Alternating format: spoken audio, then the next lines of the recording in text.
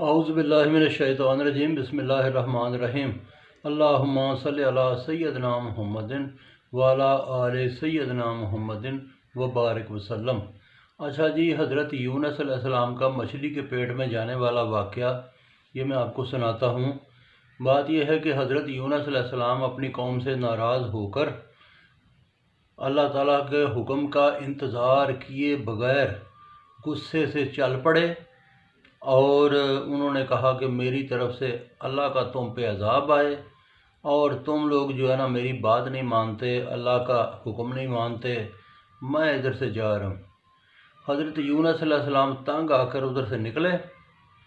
اچھا، تو پیچھے قوم جو تھی انہوں نے سوچا کہ یہ یونس علیہ السلام بات تو ٹھیک کرتے تھے، تو ہم نے ان کی بات نہیں مانی تو وہ ناراض ہو کے چلے گئے، یہ نہ ہو کہ ہمارے اوپر عذاب آ جائے۔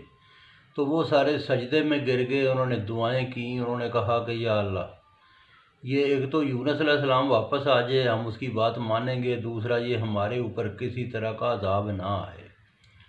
ان کے اوپر سے تو عذاب ٹل گیا۔ تو حضرت یونس علیہ السلام کا قصہ آگے شروع ہوتا ہے۔ حضرت یونس علیہ السلام آئے دریا کے کنارے، تو وہاں پہ ایک کشتی میں بیٹھ گئے۔ جب کشتی میں بیٹھ گئے تو کشتی ہچکولے کھانے لگی۔ تو وہ جو بیچ میں لوگ بیٹھے تھے انہوں نے حساب لگایا، ان میں کوئی نیک آدمی تھا، اس نے کہا کہ لگتا ہے بھائی کوئی آدمی ایسا کشتی میں بیٹھا ہے جو اپنے مالک کا حکم نہ ماننے کے بعد ادھر اس کشتی میں آیا ہے، اس نے یا اپنے مالک کا اس مالک سے بھاگا ہے۔ تو ایسا کرو کہ کشتی میں کرہ ڈالو سب کے نام کا، جس کے نام کا کرہ نکلے اس کو اٹھا کے تو اس دریا میں یا سمندر میں پھینک دو جدھر وہ جا رہے تھے۔ تو جب انہوں نے کرہ ڈالا تو حضرت یونس علیہ السلام کا نام نکلا۔ انہوں نے بازوؤں سے اور ٹانگوں سے پکڑ کے تو انہوں نے کہا کہ 1 2 3 اور انہوں نے سمندر میں اس دریا میں پھینک دیا۔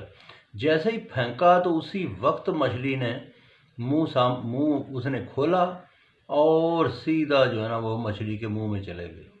تو پھر کتنے دن مچھلی کے پیٹ میں رہے اللہ بہتر جانتا ہے، لیکن حضرت یونس علیہ السلام نے اللہ سے دعا کی، لا الہ الا انت سبحانک انی کنت من الظالمین۔ مچھلی کو جو ہے نا وامٹنگ فیل ہوئی، مچھلی بہت تڑپی، تو مچھلی کنارے پہ آئی اور مچھلی نے وہ وامٹنگ کر کے ان کو نکال دیا۔ تو وہاں پہ ایک بیل اگی اور وہاں پہ حضرت یونس علیہ السلام نے وہ دن بسر کیے۔ تو باقی پھر سناؤں گا جی، بہت شکریہ۔